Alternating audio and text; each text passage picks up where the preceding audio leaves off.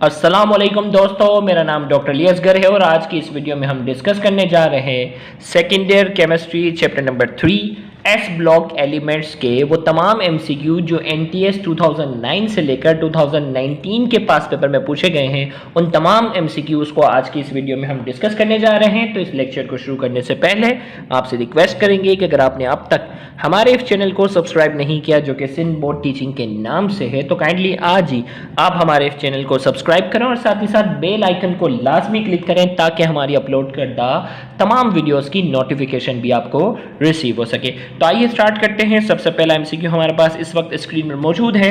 Sodium reacts with water more vigorously than lithium because it.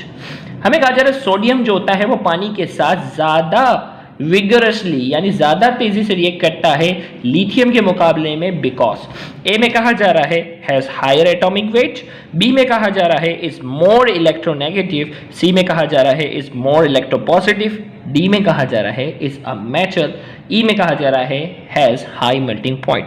तो इस MCQ का हमारे पास जो करेक्ट आंसर है वो ऑप्शन सी है, इज मोर इलेक्ट्रोपॉजिटिव, क्योंकि ये अपने आउटर मोस्ट शेल के इलेक्ट्रॉन को लिथियम के मुकाबले में ज्यादा तेजी से क्या कर सकता है, लॉस कर सकता है, लिहाजा वो ज्यादा तेजी से रिएक्ट करता है। इस एमसीक्यू का करेक्ट आंसर हमारे पास है ऑप्शन सी। तो ये 2009 में पूछा गया सवाल था। इसी 2009 में एक और एमसीक्यू भी पूछा गया है इसी चैप्टर से रिलेटेड। आइए हम उसकी तलाश में हैं और वो एमसीक्यू आपके सामने है। The formula of plaster of Paris is option A B C D E. इसमें से हमें सही फॉर्मूला बताना है। प्लास्टर ऑफ पेरिस का करेक्ट फॉर्मूला कौन सा है? इस एमसीक्यू का करेक्ट आंसर हमारे पास है option C is the correct answer. ये प्लास्टर ऑफ पेरिस का हमारे पास फॉर्मूला है CaSO4 ब्रैकेट के बाद 2S2O। तो ये हमारे पास प्लास्टर ऑफ पेरिस का करेक्ट फॉर्मूला है, C is the correct answer. 2009 के बाद अगले ईयर की तरफ बढ़ते हैं, देखते हैं कौन सा सवाल हमसे पूछा गया है, हम उसकी तलाश में हैं। इस चैप्टर से रिलेटेड कौन सा सवाल है तो हमारे सामने इस वक्त स्क्रीन पर मौजूद है। When gypsum is heated to about 100 degree centigrade, it loses some water of crystallization and become। हमें कहा जा रहा है जब जिप्सम को 100 डिग्री सेंटीग्रेड पर हम हीट करते हैं तो ये क्या करता है, it loses some water of crystallization, कुछ जो है वाटर ऑफ क्रिस्टलाइजेशन को लॉस करता है और क्या बन जाता है। ए में कहा जा रहा है इप्सम सॉल्ट, बी में कहा जा रहा है कैसीराइड, सी में कहा जा रहा है प्लास्टर ऑफ पेरिस, डी में कहा जा रहा है ब्लीचिंग पाउडर और ई में कहा जा रहा है कॉस्टिक सोडा।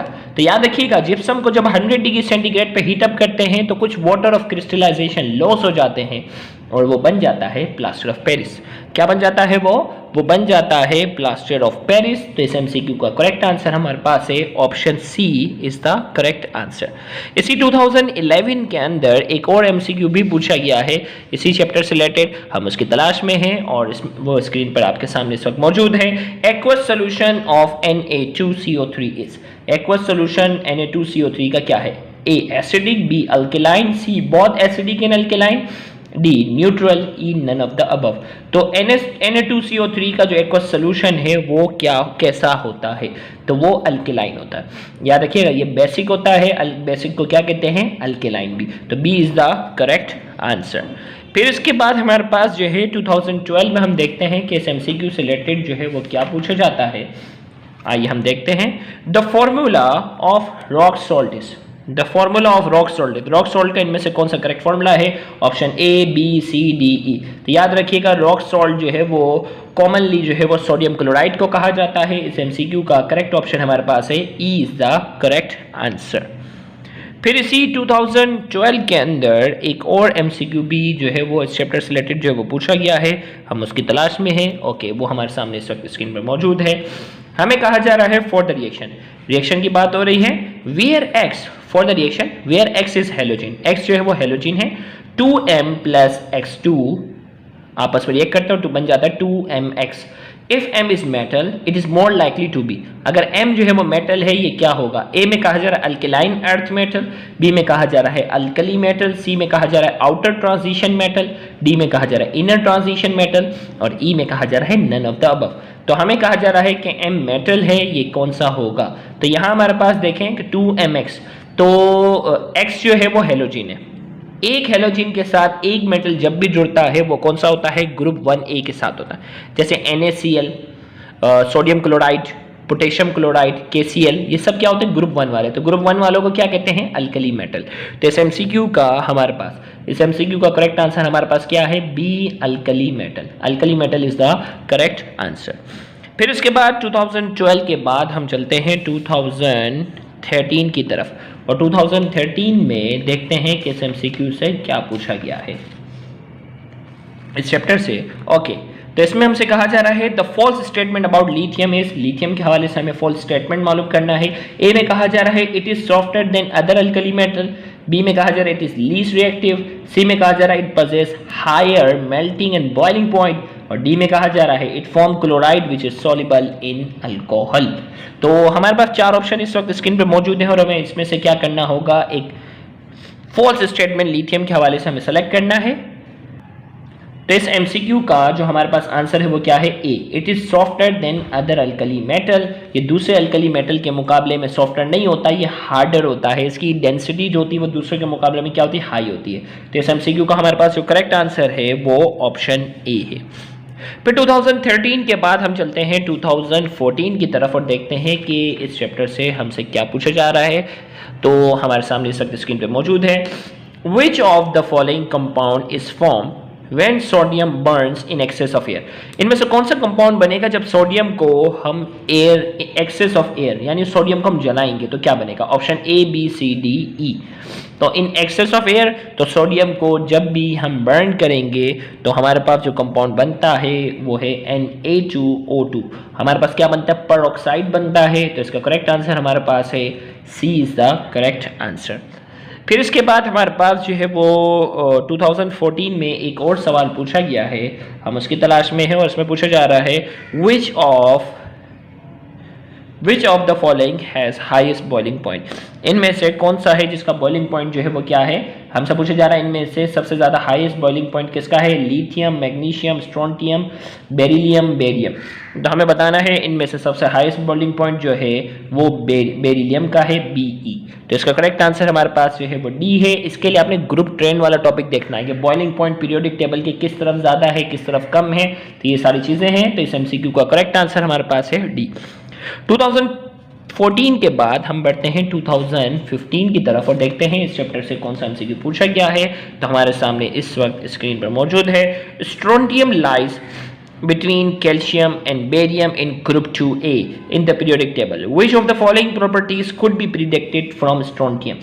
हमें कहा जा रहा है स्ट्रोंटियम जो है ना वो कैल्शियम और बेरियम के मिड में, हमें कहा जा रहा है which of the following properties could be predicted from strontium।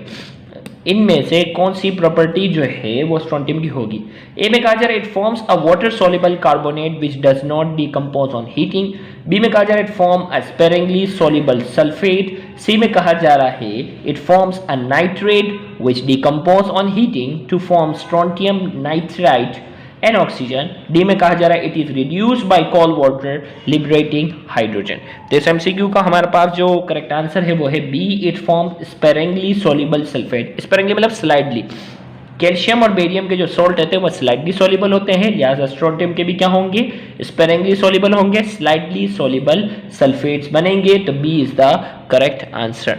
फिर इसके बाद 2015 में ही 2015 के बाद हमारे पास जो है वो हमने दूसरा MCQ भी ये मुकम्मल किया। एक और MCQ देखने हैं, शायद 47 भी इस चैप्टर का नहीं। चले फिर इसके बाद 2016 की तरफ बढ़ते हैं। आइए देखते हैं कौन सा MCQ इस चैप्टर में पूछा गया है।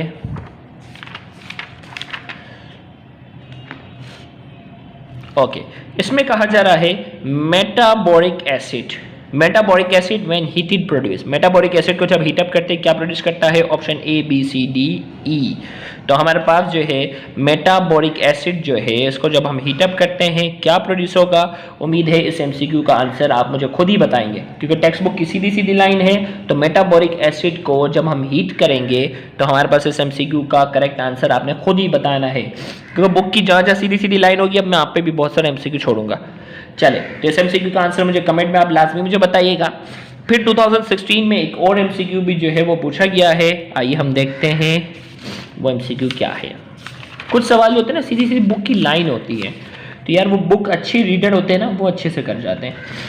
इसमें कहा जा रहा है which of the following is not the use of bleaching powder. Bleaching powder का इनमें से कौन सा इस्तेमाल नहीं है। ए में कहा जा रहा है sterilization of drinking water, B में कहा जा रहा है ऑक्सीडेशन ऑफ अल्कोहल, सी में कहा जा रहा है ब्लीचिंग लेनिन और डी में कहा जा रहा है प्रिपरेशन ऑफ क्लोरीन। तो इनमें से कौन सा इस्तेमाल नहीं है हमें वो बताना है। तो इसका करेक्ट आंसर है oxidation of alcohol. Bleaching linen का मतलब कपड़े धोने वगैरह में तो इस्तेमाल होता है ना। स्टेरिलाइजेशन ऑफ ड्रिंकिंग वाटर, पानी का पीने के पानी को स्टेरिलाइजेशन के लिए, प्रिपरेशन ऑफ क्लोरीन भी। तो एक ही चीज रह जाती है ऑक्सीडेशन ऑफ अल्कोहल। अल्कोहल की ऑक्सीडेशन के लिए ब्लीचिंग पाउडर की जरूरत नहीं है। B is the answer. फिर इसके बाद 2016 में ही आपको मालूम है कि डाउ ने टेस्ट अलग कंडक्ट किया था, केएमडीसी वालों ने अलग किया था। तो आइए देखते हैं कि इसी ईयर में एक और एमसीक्यू भी है, इसी चैप्टर से रिलेटेड देखते हैं वो क्या। उसमें कहा जा रहा है which one of the following is not a raw material use in Solvay process. Ammonia Solvay process तो पढ़ा है ना आपने। अब उसमें बताना है कि कौन सा रॉ मटेरियल नहीं है। ए में कहा जा रहा है सोडियम क्लोराइड, बी में कहा जा रहा है सोडियम कार्बोनेट, सी में कहा जा रहा है लाइमस्टोन और डी में कहा जा रहा है अमोनिया। तो इनमें से कौन सा रॉ मटेरियल नहीं है सॉल्वे प्रोसेस के लिए। तो अमोनिया सॉल्वे प्रोसेस का आपको मालूम है, हमने डिटेल लेक्चर जो है वो डिस्कस किया हुआ है। तो इसका करेक्ट आंसर बी है सोडियम कार्बोनेट। ये रॉ मटेरियल नहीं है, ये तो क्या है, प्रोडक्ट है। तो सोडियम कार्बोनेट जो है इसका प्रोडक्ट होता है, जिसे वॉशिंग सोडा भी हम कहते हैं। तो बी इज द जो है वो इसका रॉ मटेरियल नहीं है, प्रोडक्ट है। तो इस एमसीक्यू का आंसर जो होगा वो बी होगा। फिर इसके बाद जो है 2016 के बाद हम चलते हैं 2017 और 2017 में 3 एमसीक्यू जो है वो इस चैप्टर से पूछे गए हैं। आइए वो 3 एमसीक्यू कौन कौन से थे। Most abundant salt of sodium in nature. कुदरती तौर पर सबसे ज्यादा सोडियम का सॉल्ट कौन सा है, सबको मालूम है NaCl सबसे ज्यादा है। फिर इसके बाद कहा जा रहा है a gas that react with CaO and not with NaSCO3। वो कौन सी गैस है जो CO के साथ रिएक्ट करेगी लेकिन NaSCO3 के साथ रिएक्ट नहीं करेगी। Option A carbon dioxide, option B Cl2, option C oxygen and option D N2। तो कौन सी गैस है जो कैल्शियम ऑक्साइड के साथ रिएक्ट करेगी, NaSCO3 के साथ नहीं करेगी। वो कार्बन डाइऑक्साइड गैस है जो NaSCO3 के साथ रिएक्ट नहीं करती। इसको हीटअप करते हैं तो कार्बन डाइऑक्साइड इससे अलग हो जाती है, इसके साथ रिएक्ट नहीं करती। जबकि कैल्शियम ऑक्साइड के साथ ये बाकायदा ये रिएक्ट कर जाएगी और कैल्शियम कार्बोनेट बनता है CaCO3। तो इस एमसीक्यू का करेक्ट आंसर हमारे पास है ऑप्शन ए। फिर इसके बाद हमारे पास जो है 2017 में ये 2 एमसीक्यू हो गए। एक और एमसीक्यू भी जो है वो इसी चैप्टर से रिलेटेड इसी ईयर में पूछा गया है, हम उसकी बात करते हैं और वो हमारे सामने है the formula of plaster of Paris. Plaster of Paris का हमारे पास जो है वो फॉर्मूला पूछा जा रहा है। तो सीधा सीधा हमें बुक से मालूम है A is the correct answer, CaSO4 half H2O। या अगर ये हाफ ना हो 2 इसके साथ लगा हो तो सिर्फ H2O होगा। ए इज द करेक्ट आंसर। ये पास पेपर में इससे पहले भी पूछा गया है। तो इसका करेक्ट आंसर हमारे पास है ऑप्शन ए। 2017 के बाद 2018 की तरफ चलते हैं और इस चैप्टर से 2 एमसीक्यू पूछे गए हैं। आइए हम देखते हैं वो 2 एमसीक्यू कौन से थे। Lithium and beryllium are unique in such a way that they have higher charge density which produce strong polarizing effect due to। lithium और beryllium जो है वो यूनिक है किस सेंस में, they have high charge density, इनकी density जो होती है वो हाई होती है, which produce strong polarizing effect due to. Strong polarizing effect क्यों होता है। ए में कहा जा रहा है नॉन मेटल, बी में कहा जा रहा है सॉल्युबिलिटी, सी में कहा जा रहा है स्मॉल साइज और डी में कहा जा रहा है लार्ज साइज। तो इस एमसीक्यू का करेक्ट आंसर हमारे पास क्या है, सी स्मॉल साइज की वजह से, क्योंकि ये दोनों, ये ग्रुप 1A के सबसे टॉप पे है, ये ग्रुप 2A के सबसे टॉप पर है। तो इसका करेक्ट आंसर हमारे पास जो है वो C is the correct answer, small size. अपनी स्मॉल साइज की वजह से इनकी चार्ज डेंसिटी सबसे ज्यादा होती है। फिर जो है वो इसी ईयर में एक और एमसीक्यू भी जो है वो पूछा गया है, आइए हम उसकी तलाश में हैं और वो एमसीक्यू आपके सामने स्क्रीन पर मौजूद है। The melting point of NaCl is very high 801 degree centigrade, it is reduce to 600 degree centigrade by addition of dash in Down process. Down process में आपको पता है ना, NaCl के मेल्टिंग पॉइंट को कम करने के लिए हम क्या शामिल करते हैं, कैल्शियम क्लोराइड। तो इस एमसीक्यू का करेक्ट आंसर क्या है, ए, जिसकी वजह से इसका मेल्टिंग पॉइंट 801 से लेकर 600 तक आ जाता है। तो ए इज द करेक्ट आंसर। तो डाउन सेल का लेक्चर आपने उम्मीद है बहुत अच्छे से अटेंड किया होगा।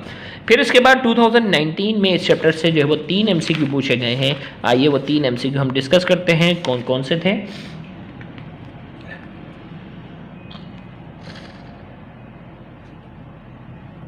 ओके, हम तलाश कर रहे हैं वो कौन से हैं। एक मिनट, शायद हो सकता है हमने पेज नंबर में कुछ मसला ना कर दिया हो।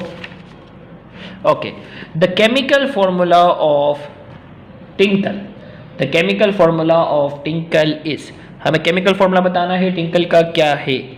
तो 4 फॉर्मूला हमारे पास दिए गए हैं और हमें इसमें से करेक्ट ऑप्शन बताना है। C is the correct answer, Na2B4O7.10H2O, ये टिंकल का केमिकल फॉर्मूला है। फिर इसी चैप्टर से रिलेटेड एक और है, Down cell use to prepare, Down cell के जरिए क्या बनाते हैं, sodium carbonate, sodium bicarbonate, sodium hydrocarbonate या सोडियम मेटल। तो डाउन सेल के जरिए जो हम तैयार करते हैं, डाउन सेल के जरिए हम सोडियम मेटल तैयार करते हैं। तो इस एमसीक्यू का करेक्ट आंसर हमारे पास क्या है, D is the correct answer. तो इसके साथ ही हमारे पास chapter number 3 S block element से रिलेटेड जितने भी एमसीक्यू थे उन तमाम एमसीक्यू को आज की इस वीडियो में हमने डिस्कस किया। उम्मीद है आज की इस वीडियो से आपको बहुत ज़्यादा फायदा हुआ होगा। Thank you very much. अल्लाह हाफिज़।